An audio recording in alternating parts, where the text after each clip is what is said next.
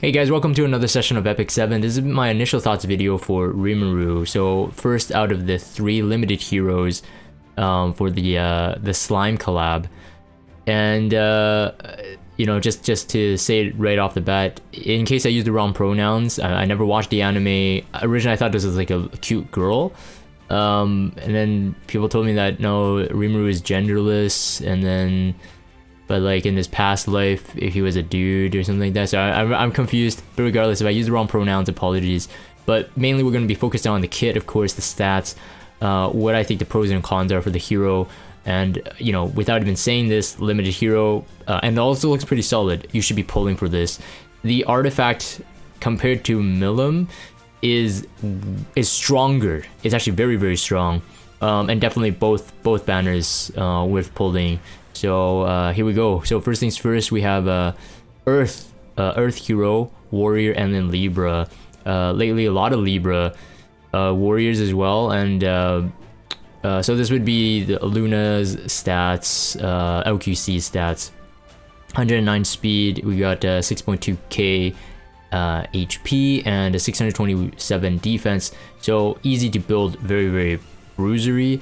It seems to be the case that like Rimuru probably wants to be a bit bruisery because she needs to be kind of alive to do what they do best in terms of, I feel like, support plus damage, right? Support plus damage, and you don't even really need to do like a really high crit rate or crit damage, it seems. And I think we'll have to see the damage mods, especially for like the S2 and the S1 to determine that, but otherwise it could be just very, very useful, maybe just really high speed. But the attack is at 1119, so let's say 1.1k, no crit rate, no crit damage. The attack is at 18% for the imprint concentration, but I feel that compared to Milim, this is like unnecessary in terms of like the imprints, but pulling for the artifact on the other hand is a whole different thing. Skill 2, analyze and assess. So it reads, after attacking with a non-basic skill, copies 2 buffs when the target is buffed, and regardless of whether the target hits, and grants their effects to all allies. This effect does not apply to undispellable buffs. When an ally is attacked by a buffed enemy, activates Be Ready against the attacker. It can only be activated once every 3 turns. Be Ready is quickly approaches the enemy and attacks, increasing combat radius of the caster by 30%. There is a total of 30% raw damage in the skill enhancement here, but some people are thinking that maybe it's not needed, and maybe that isn't Rimuru's strong suit. Like I said, I think if you're going to be investing into the raw damage, you are building with crit rate, crit damage in mind. If you're just, you know, going to go with very high speed, bulk, and maybe just some attack or something, maybe you won't need it. So in terms of Mola, probably a cheap hero. At least this is what it seems like. But the skill itself is like, it's new. We have a copy mechanic. So the bolded or kind of highlighted word copies there. It's not like ML Rin where it steals the buff. So stealing requires the dispel in order to apply. The copy seems that it won't dispel the target's buffs, but rather just apply it to the rest of the team. So again, after attacking with a non-basic skill, non-basic skill just means like when you trigger Be Ready, that would count. When you trigger the S3, that would also count. The S1 obviously is the basic skill, so if it's S2 or S3, you'll copy 2 buffs from the target. And yeah, and then you'll grant it to all allies. This effect does not apply to undispellable buffs, so that meaning like perception buff from Violet, ML Charles, like Alencia's Mind's Eye, stuff like that, vigor buffs, that will not be applied, and that's kind of obvious. And why it's obvious, otherwise that's actually pretty broken. When an ally is attacked by a buffed enemy, activates Be Ready against the attacker. So this would be like the first way for Rimuru to copy the buff. So for example, if it was like, let's say Landy, Landy is buffed, let's say immunity, and I guess it does apply to speed buff before she AoEs, I believe.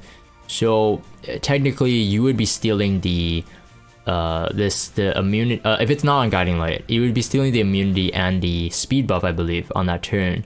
So when ally is attacked by a buffed enemy, activates be ready. So this does not say that. I would believe that, yeah, it's the mechanic states that if Landy does an S3, even though it's uncounterable, you would still be able to pull it off, and activates this. So once you hit, regardless of the attack hits, it grants the effects to all allies. Now, my question would be that because this is just a copy, I don't think it needs effectiveness.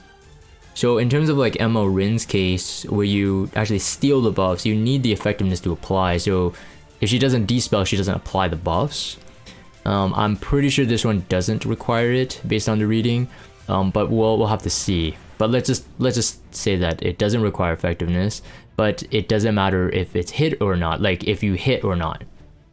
So even though he's green, let's say Violet, Remnant Violet hits one of your teammates, you can steal their buff, whatever buff they have. So in terms of Remnant Violet's case, probably an attack buff with an evasion buff for the entire team, which is very, very powerful. This Be Ready skill can only be activated once every 3 turns. So therefore, I think that Rimuru probably really, really wants to be on a very high speed set, possibly. And because of the S3, and we'll look into that, you might not require a lot of stats into the damage department. So really just like a tank, which does fixed damage, the S3. So that's already a lot going for it, right? But the copying the buff is once every 3 turns, and it has to be when the ally is attacked. So there's a high potential that Rimuru is just going to be targeted to prevent the application of all the other buffs, although you can't really escape it because he does have the S3 available. The S3 would also be a non-basic skill, of course, and it's a 5-turn cooldown listed there with a -1 at the +3 Mola, so it's 4-turn cooldown. 10 souls will grant you a decreased cooldown of 2 turns, which is really, really good, especially if you want to keep copying their buffs. So attacks the enemy with a black flame, and a successful attack will inflict 5,000 damage, fixed damage, to the target. So that means it doesn't matter if it's defense, it's just like it lowers the value of defense in a World Arena match, especially if you let Rimuru in. HP will become higher value, especially from for like kind of aggro quick fights. HP will have higher value now, and this is very interesting because injury set is becoming pretty popular. I myself am one of the quote-unquote spokespersons for injury set, injury Landy, injury Bellion, injury SSB, and stuff like that. And so it puts opponents at a difficult position, because HP and defense, you still have to maintain a decent EHP, but you're just gonna start seeing, like, yeah, you're gonna start seeing some issues. So the other thing is that though, a successful attack will inflict 5,000 additional damage. This is interesting as well, this reading, because I don't know how this interacts with evasion. A successful attack relatively means that the attack has to hit. That's how all the other tooltips and stuff like that have been said. So like, do you do no fixed damage if you miss? So like, say for example, you attack Violet and you miss, do you inflict 5,000? Or do you inflict the damage mods? It's clearly that there's still damage mods here because they have raw damage in terms of the Mola, right? So in terms of like, if you do fixed damage, why the heck are you +4 and +5ing it? Unless there are cases where you don't hit, right? So you hit a fire, or you do an invasion, or you're blind. You don't hit, you won't inflict that fixed damage. So that's just something to keep in mind. So 5,000, it sounds amazing, but you still have to land the hit before it happens. Fixed damage increases the proportion of the number of buffs granted to all allies, and then up to a maximum number of 10,000 fixed damage. So we'll have to see with the data mine, like hopefully breaking down what are the requirements, like how many buffs does it take to get to a maximum of 10,000 fixed damages, which sounds amazing on paper.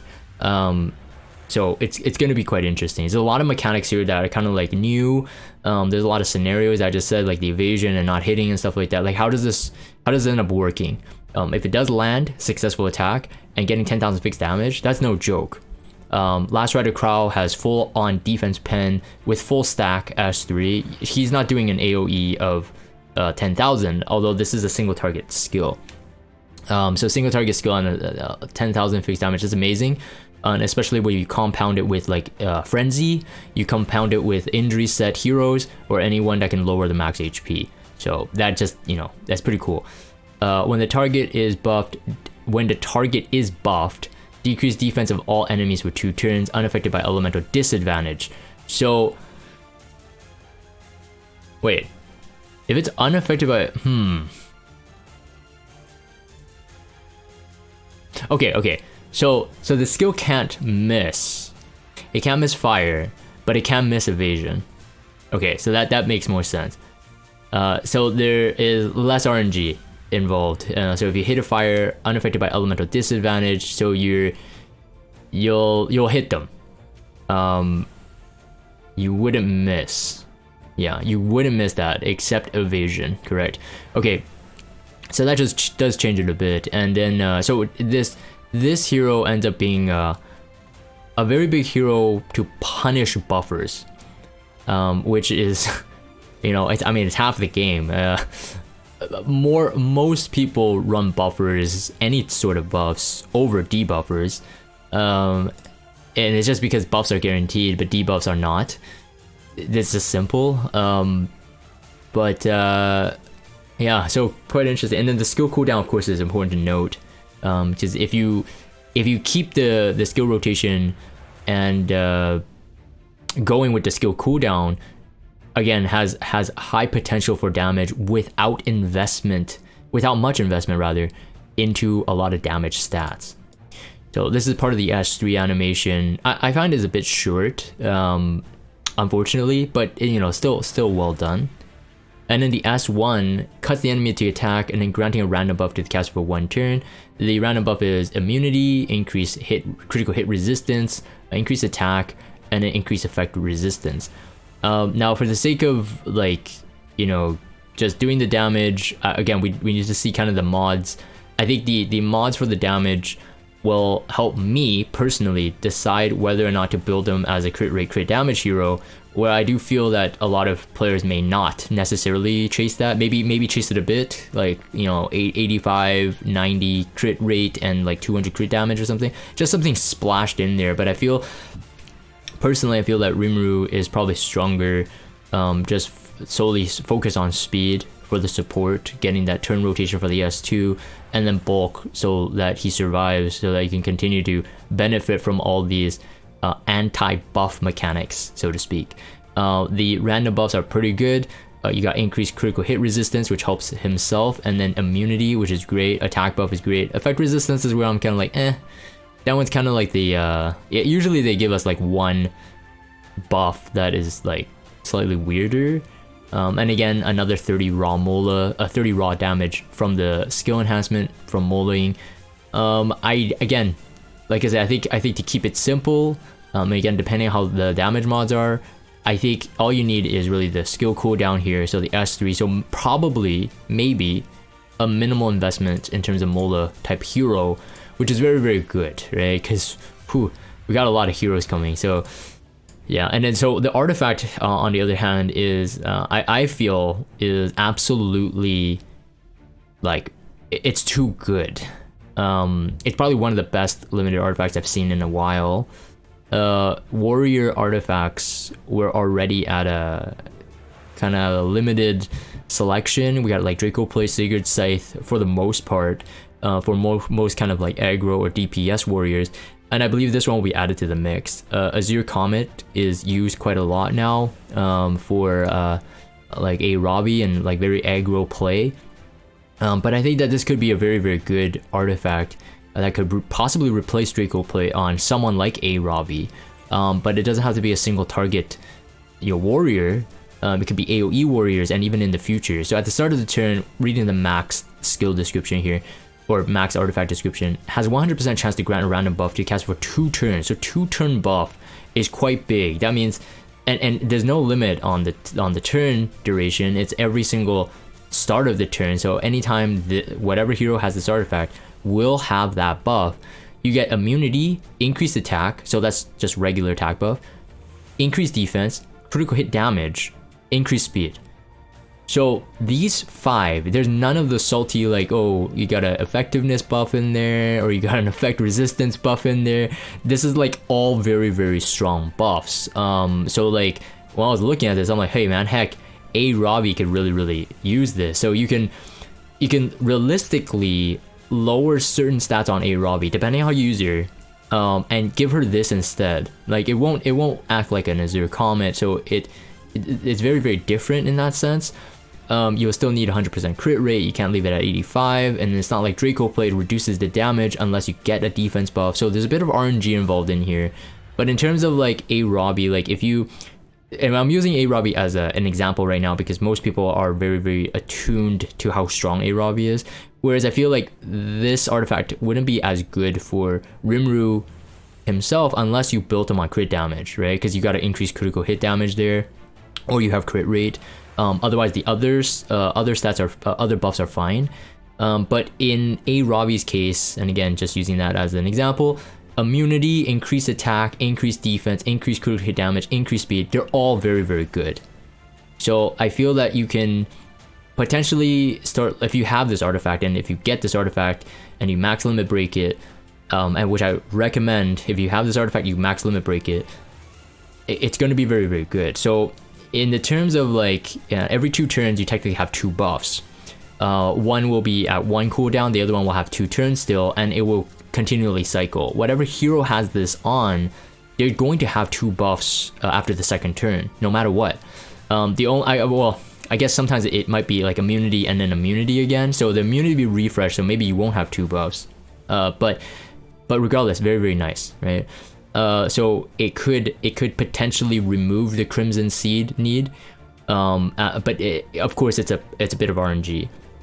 In my opinion, I think this is like it really is a fitting limited artifact. It acts like Justice for All, but it is a better Justice for All because all of the buffs, to me at least, are very, very usable in terms of a PvP scenario. I do remember like Justice for All, I think has like 1 buff, if I remember correctly, that doesn't necessarily fit, especially like Fire Charlotte. So for someone more aggro, but like F Cleary and stuff like that, it's a bit better.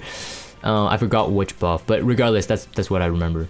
Anyways, so I feel that this banner, because again, depending on the mods, depending on how you want to build Rimuru, pulling for triple S hero is definitely not as important as the artifact itself. The artifact itself, I definitely believe that max limit breaking this is high value. If you don't have the funds to do it, of course you have to wait, but definitely try to get that 1 copy. So hopefully you do have powder, and then over time potentially Bottle of Knowledge it and get it max limit broken that way. Highly recommend it. I definitely think that this is a very, very strong artifact. It looks to be that the attack is actually very high there too. The flat stats there. I think this is like Sigurd's Scythe actually. I think it's about the same stats. This is based off memory, so 233 attack and then 416 health. Anyways, that's my thoughts for this upcoming banner. I'm just gonna end the video recording here. If you guys have Discord, check out the Discord server. Follow me on Twitter. Subscribe to YouTube if you haven't. As always, thank you guys for watching, and I'll see you guys next time.